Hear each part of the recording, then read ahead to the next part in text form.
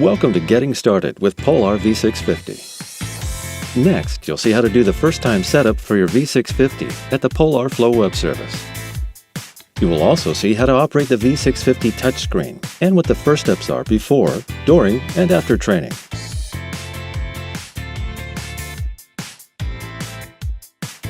First, connect your V650 to the USB port of your computer with a standard micro USB cable. It takes up to 5 hours to fully charge the battery. Let it charge while you get started.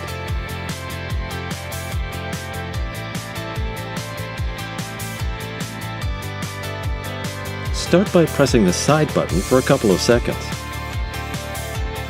The side button and front button are the only physical buttons available. The V650 is otherwise operated using the touchscreen. The first time you do this, V650 will take you through the setup process. Fill in the required information by tapping the screen. Now go to flow.polar.com/start. Download Polar FlowSync and run the installer.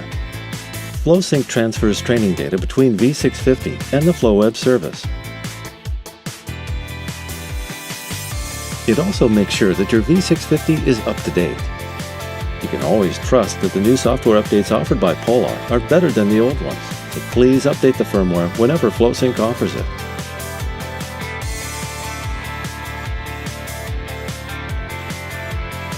If you already have a Polar account, we recommend that you use your existing username and password.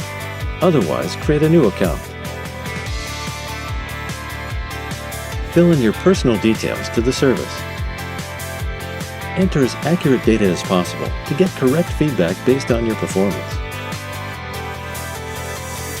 Now that the setup is done, let's take a quick look at your V650 menus and functions. The symbols displayed at the bottom of the main view show the status of the GPS connection, heart rate sensor, cadence sensor, and speed sensor.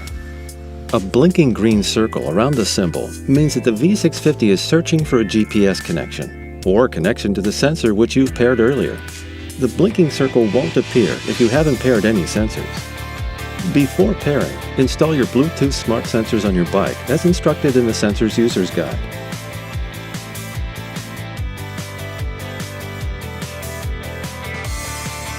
Remember to moisten the electrode areas.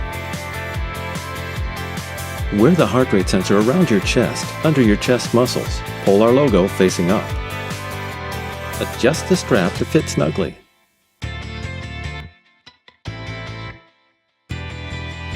If you bought your V650 without a heart rate sensor, not to worry, you can always buy one later.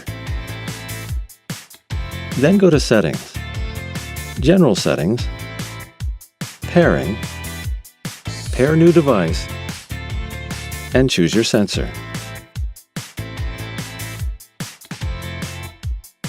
If needed, you can check the ID from the sensor. Next, a brief overview of the V650 menus.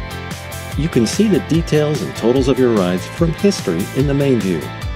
Choose the right bike for your ride from Bike, and the right profile from Profile. Choose Settings if you'd like to, for example, define specific views for each cycling profile you do, and choose what data you want to see when you train.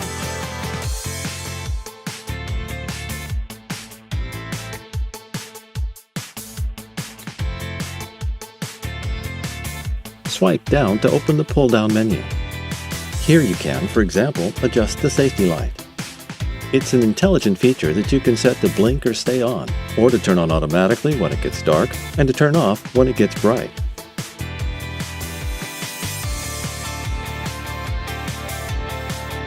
Okay, now that all your sensors are paired and found, you're ready for the first ride. Press the front button to start recording.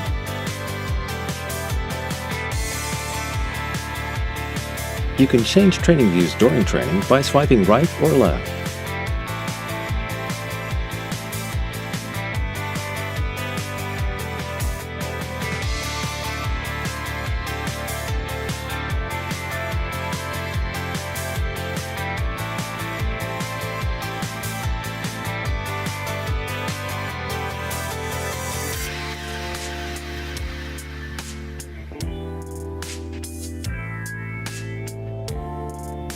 Tap to use the zone lock.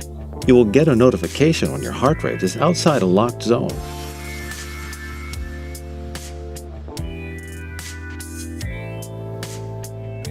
To pause or stop your training, press and hold the front button.